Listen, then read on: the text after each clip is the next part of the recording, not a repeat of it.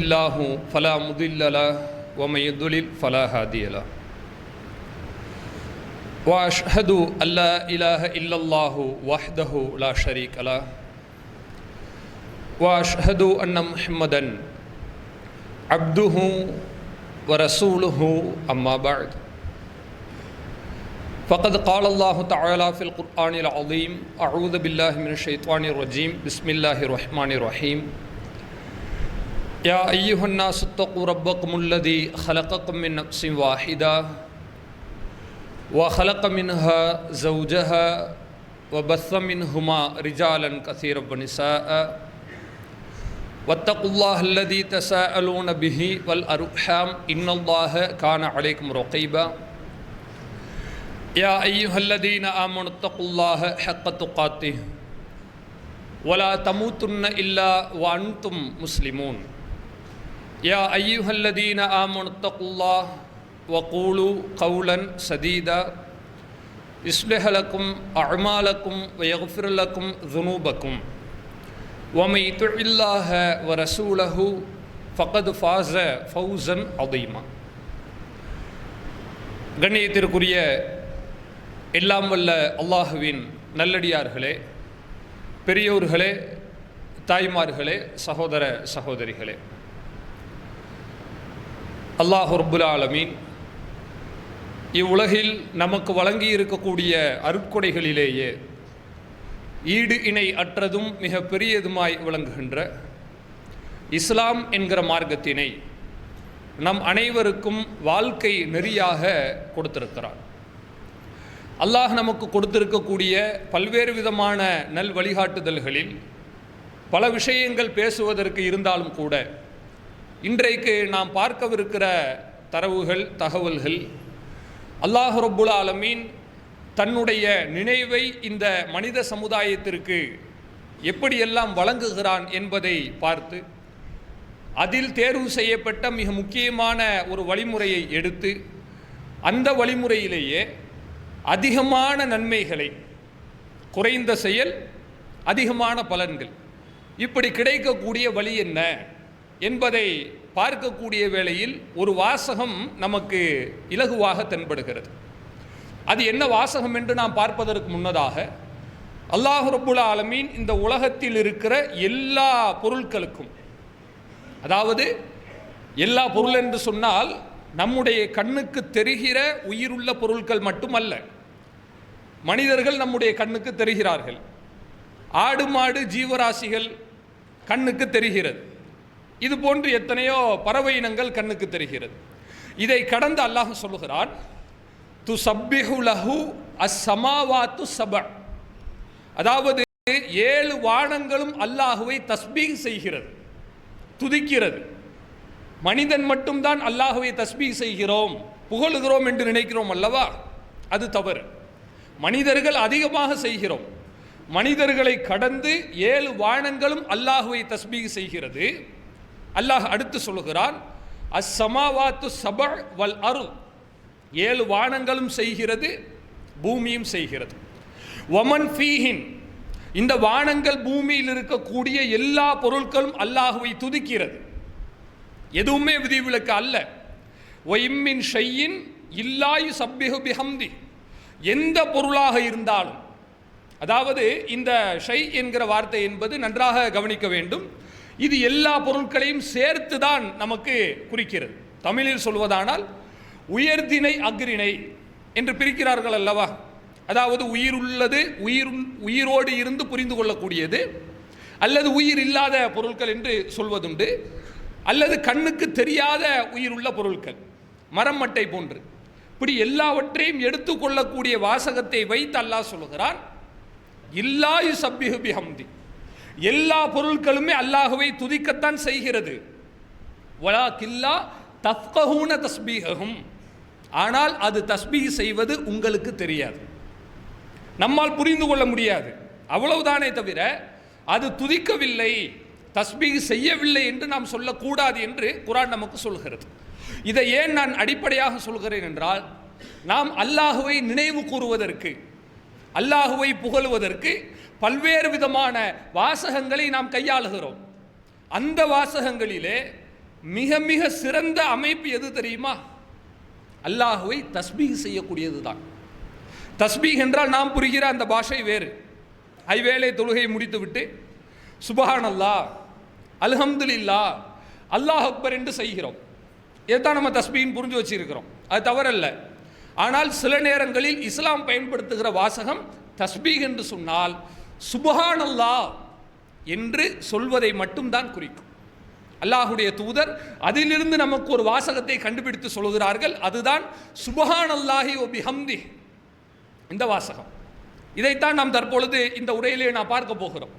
அல்லாஹுடைய தூதர் சொல்கிறார்கள், மஸ்தஃபல்லாஹு லி மலாயிகத்தி, அல்லாஹுடைய தூதரிடம் கேட்கப்படுகிறது, ஐயுல் கலாமி அஃலல் யா ரசூலல்லாஹ், அல்லாஹுடைய தூதர் அவர்களே, இந்த மனித சமூகத்திற்கும் சரி மற்ற அனைத்து படைப்பினங்களுக்கும் சரி அல்லாஹ் ரப்புல் ஆலமீனால் தரப்பட்ட சிறந்த வாசகம் எது என்று கேட்கிறார்கள். எவ்வளவு விஷயங்கள் இருக்கிறது. ஆனால் ரசூலுல்லாஹ் என்ன சொல்றாங்க தெரியுமா? மஸ்தஃபல்லாஹு லி மலாயிகத்திஹி, அல்லாஹ் ரப்புல் ஆலமீன் மலக்குமார்களுக்கு தேர்வு செய்த சிறந்த வாசகம் ஒன்று இருக்கிறது. அவு லி இபாதி, அல்லது மனிதர்களுக்கு தேர்வு செய்த வாசகம் ஒன்று இருக்கிறது. அது என்ன தெரியுமா? சுபஹானல்லாஹி வ பிஹம்திஹி. இதான் அந்த வாசகம். ரொம்ப கடினமாக கஷ்டப்பட வேண்டிய அவசியமே இல்லை. நாம் இருப்பதிலேயே சிறந்த வார்த்தையை தேடுகிறோம். நான் நிறைய அல்லாஹ்வை தஸ்பீஹ் செய்கிறேன் பாய், நிறைய நான் திக்ரு செய்கிறேன் தம்பி, திக்ரு செய்யணும்னு எனக்கு ஆசையாக இருக்குது, நல்ல வார்த்தை ஒன்று சொல்லுங்களேன். நான் அதை எல்லா நேரமும் சொல்லிக்கிட்டே இருக்கேன். தூங்கி எழுந்திருக்கும் போதும் சொல்கிறேன், வாகனத்தில் போகும்போதும் சொல்கிறேன், சமைக்கும் போதும் சொல்கிறேன், சும்மா உட்கார்ந்துருக்கும் போதும் சொல்கிறேன். அப்படி எனக்கு ஒரு வாசகத்தை கொடுங்களேன் என்று யாராவது கேட்டால் அதற்கு தான் அல்லாஹுடைய தூதர் பதில் சொல்கிறார்கள், சுபஹானல்லாஹி வ பிஹம்தி. இதான் அது. ரொம்ப இலகுவான வாசகம். ஆனால் அல்லாஹ் நமக்கு தேர்வு செய்து கொடுத்த வாசகம். ஏன் இந்த வாசகத்திற்கு இவ்வளவு முக்கியத்துவம்? அதான் கவனிக்க வேண்டும். ஒரு சின்ன வார்த்தை தானுங்க.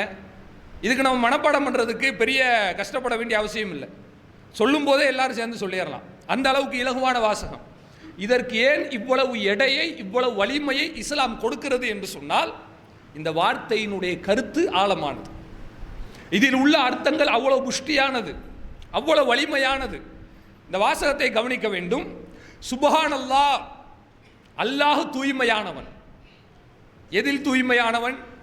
நம்மை போன்ற உடல் தூய்மை அது குறிக்குமா? நம்ம நல்ல வெள்ளை கைலி உடுத்தி கலர் சட்டை போட்டாச்சு, இது சுபஹான் கிடையாதுங்க. அதுவும் தூய்மை தான். அது மார்க்கத்தில் உள்ளது, வரவேற்கத்தக்கது, வலியுறுத்தப்பட்ட செய்தி, அதில் மறுப்பில்லை. ஆனால் சுபஹான் என்றால் என்ன அர்த்தம் தெரியுமா? குற்றம் குறைகளுக்கு அப்பாற்பட்டவன் என்று பொருள். புறம் பேசாமல், குறை சொல்லாமல், கோல் சொல்லாமல், அடுத்தவரை பார்த்து பொறாமைப்படாமல், தேவையற்ற கெட்ட எண்ணங்கள் இல்லாமல், முழுக்க முழுக்க தீமைகளுக்கு குறைகளுக்கு அப்பாற்பட்டவன் என்று அர்த்தம்.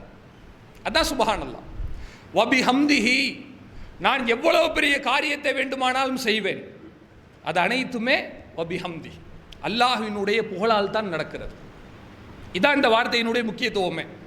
சுபஹானல்லாஹி வ பிஹம்திஹி என்பது வெறுமன தஸ்பீஹ் கிடையாது. ஒரு மனிதனுடைய பெருமையை அடித்து நொறுக்குகிற வார்த்தை. சில நேரத்தில் ஷைத்தான் நமக்கு போடுவான் இல்லையா, நீ பெரிய காரியம் செஞ்சுட்ட தம்பி, சாதாரண விஷயம் கிடையாது. சில ஊர்களில் நம்ம பார்க்குறோம், சில பகுதிகளில் மக்கள் அவர்களுடைய குடும்பமே ஏழ்மையான குடும்பமாக தான் இருப்பார்கள். நம்மளே கண்ணுக்கு முன்னாடி பார்க்குறோம். அதாவது இந்த பரம்பரை பணக்காரன்னு சொல்லுவாங்கல்ல, அது மாதிரி பரம்பரை ஏழைகளும் சில ஆட்கள் இருப்பாங்க. பரம்பரையாக பார்த்தீங்கன்னா அவங்க குடும்பத்தில், அவங்க வம்சத்திலேயே யாருக்குமே சொத்து இருக்காது, ஒருத்தருக்கு கூட வீடு இருக்காது, யாருக்கு ஒரு நிலப்புலன், ஒரு கடைகண்ணி கூட இருக்காது. இப்படிப்பட்ட ஏழ்மையான குடும்பத்திலிருந்து வந்த ஒரு மனிதன், அவர் தன்னுடைய உழைப்பால், அல்லாஹினுடைய நாற்றத்தால் ஒரு சொந்த சொத்தை வாங்குகிறார், சொந்தமாக ஒரு வீட்டை கட்டுகிறார். இது கேட்பதற்கு சாதாரணமாக தான் தோணும். ஆனால் அப்படி ஒரு வீடை கட்டி முடிச்சிட்டாருன்னு வச்சுங்களேன், அவர் மனசில் சின்னதாக ஒரு நெருடல் ஏற்படும். என்ன நெருடல் தெரியுமா? யாருமே செய்யலை, நம்ம செஞ்சிட்டோம். இது சாதாரணமான விஷயமா? எவ்வளோ பெரிய விஷயத்தை நான் செஞ்சுட்டேன், இது வருமா இல்லையா? வரும்பொழுது சுபஹானல்லாஹி வ பிஹம்திஹி, யா அல்லாஹ் நீ தான் தூய்மையானவன், நான் 1008 தப்பு செய்வேன், என் மேலே எவ்வளவோ குறைகள் இருக்கிறது, வ பிஹம்திஹி, இதை சாதித்த பெருமை எனக்கு சாராது, முழுக்க முழுக்க உனக்கு தான் சாரும். இதான் சுபஹானல்லாஹி வ பிஹம்தி. அல்லது ஒரு மாணவனை எடுத்துக்கொள்ளுங்கள், சாதாரணமாக ஒரு மாணவரை எடுத்துக்கொள்ளுங்கள், அவர்களுடைய பரம்பரையில் யாருமே பட்டதாரி இல்லை என்று வைத்துக் கொள்ளுங்கள். யாருமே படித்தவங்க கிடையாது, எல்லாரும் தினக்கூலிகள் தான். அந்த மாதிரி இருக்கிற ஒரு குடும்பம். இந்த குடும்பத்திலிருந்து ஒரு பையன் அல்லது ஒரு பொண்ணு முதல் தலைமுறை பட்டதாரியாக வந்து விட்டார்களா? நான் தான், என்ன மிஞ்ச யாரும் கிடையாது, ஆட்டம் போடுவதற்கு வேலையே இல்லை, நீ தான் முதல் தலைமுறை பட்டதாரியா, நீ சொல் சுப்ஹானல்லாஹி வ பிஹம்தி. இதான் இஸ்லாம். அப்போ இந்த வாசகம் நம்முடைய பெருமையை தகர்க்கிறது, நம்முடைய பணிவை உறுதி செய்கிறது, ஒரு மனிதனை மனிதனாக காட்டுகிறது. இதுக்கு தான் மலக்குமார்கள் அல்லாஹ்விடத்தில் ஒரு சின்ன சந்தேகம் கேட்கிறார்கள்.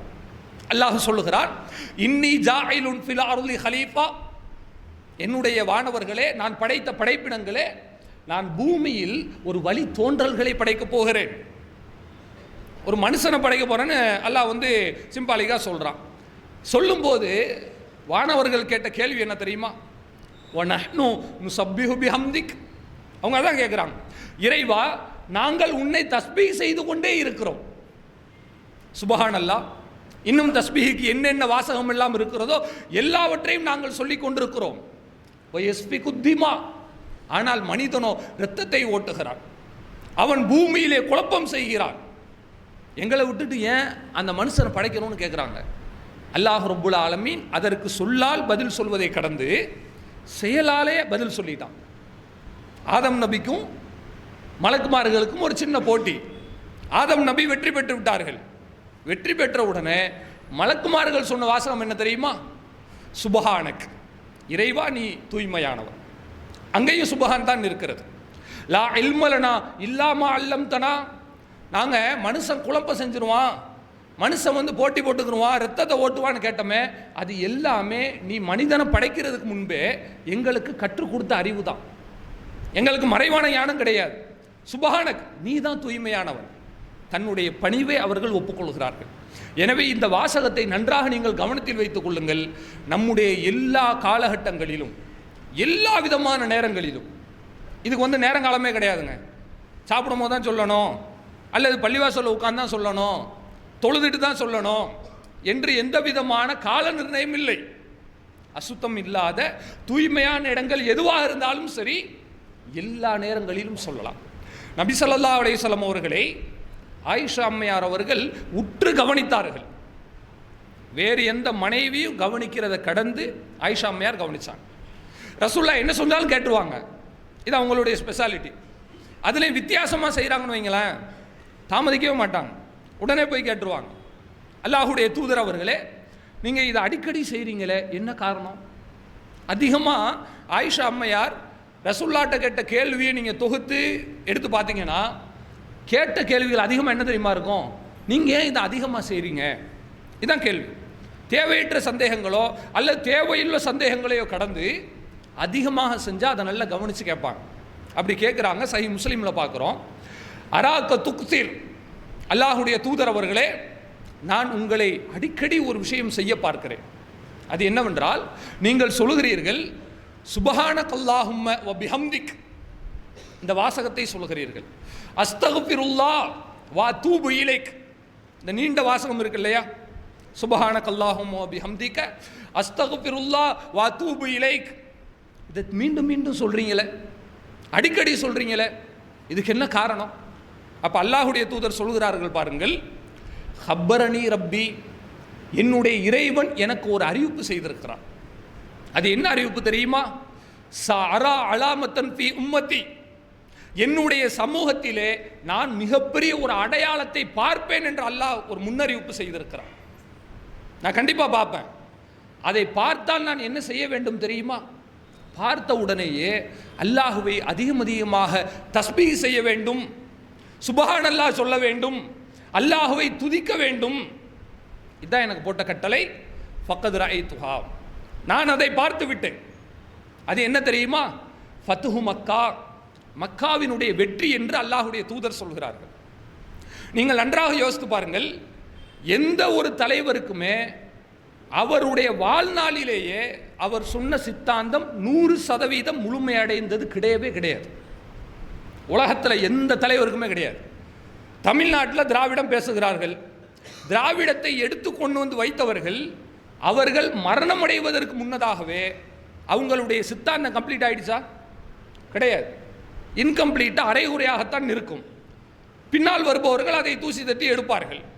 இது மாதிரி உலகத்தில் நீங்கள் எந்த வரலாறுல வேணால் எடுத்துங்க, அவங்க உயிரோடு இருக்கும் போதே அதை சக்ஸஸ் பண்ணது ரொம்ப கம்மி தான், வாய்ப்பு இல்லைன்னு தான் சொல்லணும், அந்த அளவுக்கு தான் இருக்குது.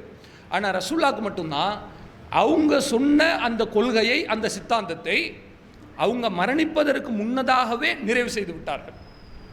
இது மிகப்பெரிய ஒரு காரியங்க. மக்கா வெற்றி அல்லாஹுடைய தூதருக்கு அல்லாஹ் கொடுத்தது எந்த விதமான சேதாரம் இல்லாமல் கொடுத்தான். அதாவது சின்ன பிள்ளையில புத்தகத்தில் படிப்போம் பாருங்களேன், ஸ்கூலில் கத்தியின்றி இரத்தமின்றி யுத்தம் ஒன்று வருகுது அப்படின்னு காந்தியினுடைய பாடம் சம்பந்தமாக சொல்வார்கள். உண்மையில் அது 100% பொருந்த வேண்டும் என்று சொன்னால் தூதருக்கு தான். எந்த விதமான ஒரு பிரச்சனையுமே கிடையாது. உள்ளே போகிறாங்க, போகும்போது மக்காவாசிகள் சரணடைந்து விட்டார்கள். ஆனால் மக்காவாசிகளை அல்லாஹுடைய தூதர் அவர்கள் கண்ணியமாக நடத்தினார்கள். கண்ணியமாக நடத்துவதற்கு அன்றைக்கு மக்காவில் இருந்த காப்பீர்கள் சிறிதும் அருகதை அற்றவர்களாக தான் இருந்தார்கள். கொஞ்சம் கூட அவனுக்கு தகுதியே கிடையாது. அவன் பண்ண அழிச்சாட்டியும் அவ்வளவு, அவன் பண்ண அட்டூழியம் அவ்வளவு. இருந்தாலும் கூட தூதர் அவர்கள் கொடுக்க வேண்டிய மரியாதை கொடுத்தார்கள். அப்படிப்பட்ட வரலாறு பார்க்காத ஒரு வரலாறை தூதர் அவர்கள் படைக்கும் பொழுது கூட அந்த இடத்துல நின்று பெருமையை அல்லாஹுடைய தூதர் சொல்லாமல் அல்லாஹ் சொன்னது போல சுபஹானக அல்லாஹும்ம வபிஹம்திக, இறைவா நீதான் தூய்மையானவன் என்று சொல்கிறார். இப்போ நாமெல்லாம் ஏமாத்துறோம். நாம் எவ்வளோ சாதாரணமாக அற்பத்திலும் அற்பத்திலும் அற்பமான மனிதனாக இருக்கிறோம். சொந்தமாக ஒரு தொழில் தெரியாது, சொந்தமாக ஒரு மூளை இருக்காது.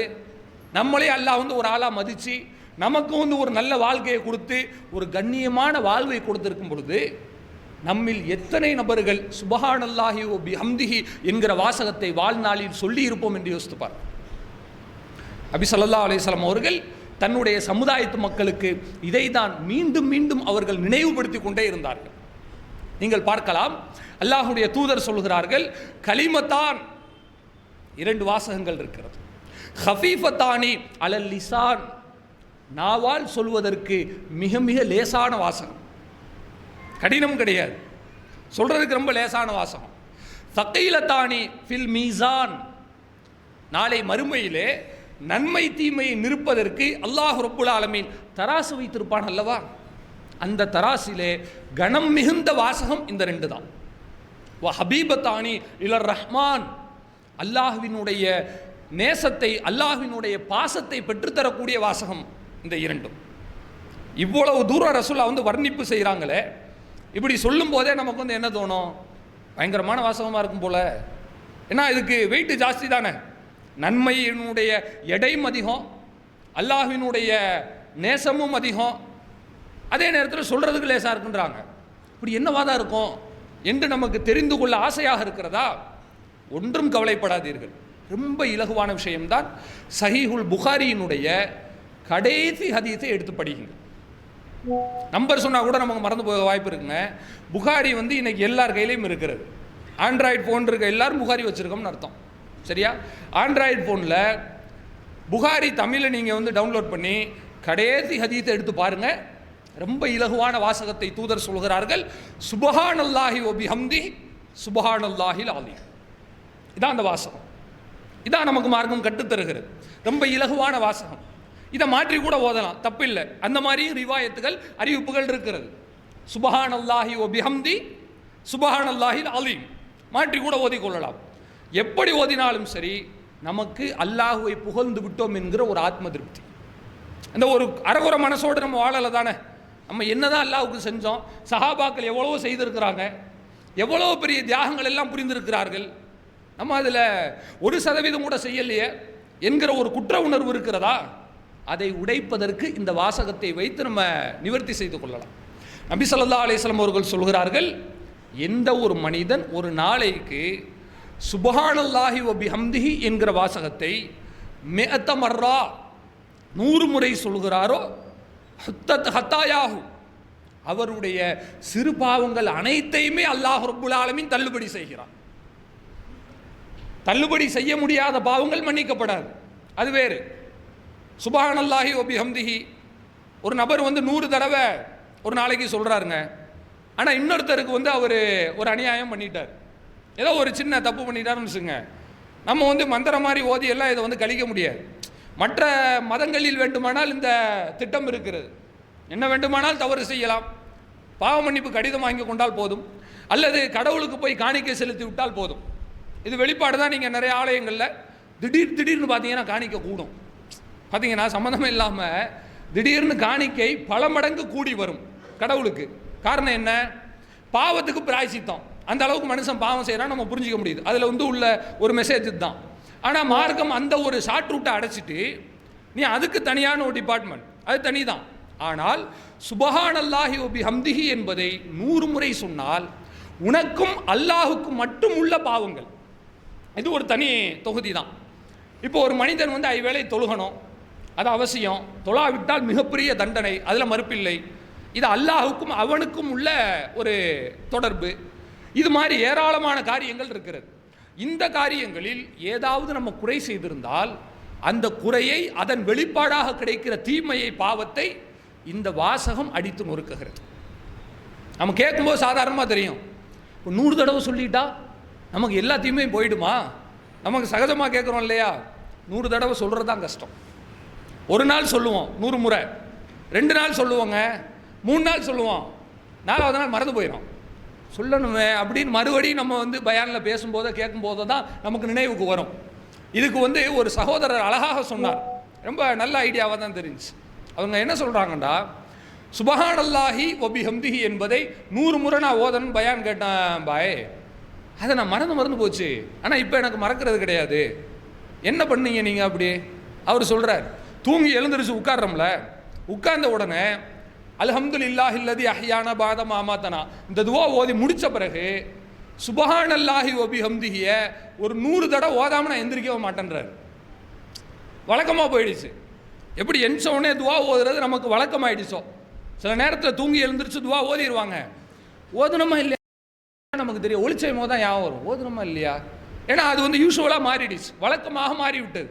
இப்போ அந்த துவா முடித்த பின்னாடி நான் இதை 100 தடவை ஓதாமல் படுக்கையிலேருந்து எழுந்திரிக்க மாட்டேன்றார். ரொம்ப சுலபங்க. சுபஹானல்லாஹி வ பிஹம்திஹி இந்த வாசகத்தை சொல்கிறதுக்கு அதிகபட்சம் போனால் ஒரு நொடி போதும். ஒரு நிமிஷம் இல்லை, ஒரு நொடி. எப்படி சொடக்க போகிறோம் பாருங்கள், இந்த நேரம் போதும். இதை நீங்கள் வந்து 100 முறை சொல்லணும்னா 2 நிமிஷம் போதும். 2 நிமிஷத்தில் 120 நொடி. மெதுவாக பதறாமல் சொன்னாலும் கூட 2-3 நிமிஷத்துக்குள்ளே சொல்லிடலாம். இதில் என்ன பெரிய பாரம் இருக்கிறது? கைவிட்டு எண்ண வேண்டிய அவசியம் கூட இல்லை. நீங்கள் டயத்தை பார்த்துங்க, 54 ஆகுதா, சுபஹானல்லாஹி வ பிஹம்திஹி சொல்லிக்கிட்டே இருங்க. அது ஒரு 5 நிமிஷம் போகும் பொழுது 100 தடவை நம்ம கிடைச்சிரும். மேல் கிடைப்பது கூடுதல் உபரி நன்மையாக கிடைத்துவிடும். ரொம்ப சுலபந்தான். இப்படி நம்ம வந்து சொல்வதற்கு இலகுவாக இருந்தாலும் கூட அதை கடைபிடிப்பது கடினமாக இருப்பதை இன்றைய அவசர உலகத்தில் நாம் பார்க்கிறோம். அந்த ஒரு குறையை நிவர்த்தி செய்வதற்கு தான் நாம் 100 முறை ஒரு நாளைக்கு ஓதுகிறோம் என்று சொன்னால், அல்லாஹ் ரப்புல் ஆலமீன் தன்னுடைய படைப்பினங்களுக்கு, மலக்குமார்களுக்கு, அடியார்களுக்கு தேர்வு செய்த அழகான வாசகம் மஸ்தஃபல்லாஹு லி மலாயிகத்திஹி அவ் லி இபாதி. அழகான வாசகம் ஒன்றுதான் சுபஹானல்லாஹி வ பிஹம்திஹி. இதுதான், யா அல்லாஹ் நீதான் தூய்மையானவன், என் பக்கம் தான் குற்றங்குறை இருக்கு, நான் வந்து பாவக்காரன் தான்.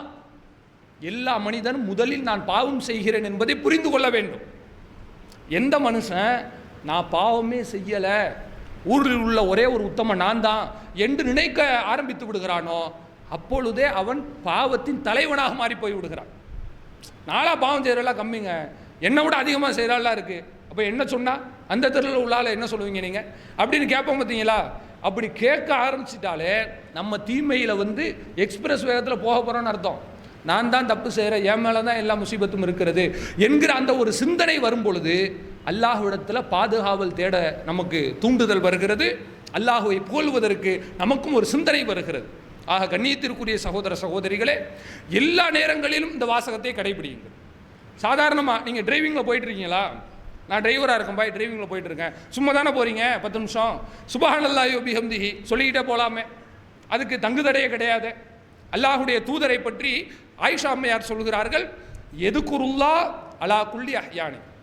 நபி ஸல்லல்லாஹு அலைஹி வஸல்லம் அவர்கள் தன்னுடைய எல்லா நேரங்களிலும் அல்லாஹுவை திக்ர் செய்து கொண்டே இருந்தார். அசுத்தமான இடம், அசுத்தமான நேரங்கள் தவிர எல்லா நேரத்திலும் அல்லாஹுவை துதித்து கொண்டிருந்தார்கள் என்பதை நாம் பார்க்கிறோம். டிரைவிங்கில் போகிறவங்க டிரைவிங்கில் ஓதலாம். கடையில் உட்காந்துருக்கீங்களா, கஸ்டமர் இல்லை, சும்மா தான் இருக்கிறோம், தேவையற்ற பேச்சுக்கள் பேசுவதற்கு பதிலாக சுபஹானல்லாஹி வ பிஹம்தி சொல்லிகிட்டே இருக்கலாமே. வீட்டில் பெண்கள் சமையல் பண்ணுறாங்களா, கரண்டி வச்சு சமையல் சாப்பாடு கிண்டிகிட்டு இருக்கும் பொழுது சுபஹானல்லாஹி வ பிஹம்தி சொல்லிக்கிட்டே வேலையை பார்க்கலாம், தப்பில்லை. இது மார்க்கத்தில் அனுமதிக்கப்பட்டது தான். ஆக அனுதினமும் எல்லா நேரமும் நமக்கு இறைவனுடைய சிந்தனை இருக்க வேண்டும் என்பதுதான் முக்கியமே ஒழிய நாம் அதை மறக்கக்கூடாது என்பதை நம்முடைய கவனத்தில் வைத்துக்கொண்டு அல்லாஹ் ரப்புல் ஆலமீன் இந்த பூமியிலும் வானத்திலும் உள்ள எல்லா பொருட்களும், அது உயிர் உண்ணியாக இருந்தாலும் சரி, தாவர உண்ணியாக இருந்தாலும் சரி, எல்லா பொருட்களுமே அல்லாஹுவை தஸ்பீஹ் செய்கிறது என்று சொல்லும் பொழுது இருக்கிற படைப்பினங்களிலேயே உச்சபட்ச சிறந்த படைப்பினமாக இருக்கிற நாம், மனிதர்களாகிய நாம் அல்லாஹுவை தஸ்பீஹ் செய்யாமல் இருப்பது மிகப்பெரிய நன்றி விசுவாசத்திற்கு அப்பாற்பட்டது என்பதை நம்முடைய சிந்தனையில் ஆழமாக பதிய வைத்துக்கொண்டு இது போன்ற வாசகங்களை அதிகமாக செய்து சிறிய செயலில் பெரிய கூலியை பெறக்கூடிய நல்வாய்ப்பினை அல்லாஹ் நம் அனைவருக்கும் தந்தருள் பாலிப்பானாக. வாஹிர் தஅவானா அனில் ஹம்துலில்லாஹி ரப்பில் ஆலமீன்.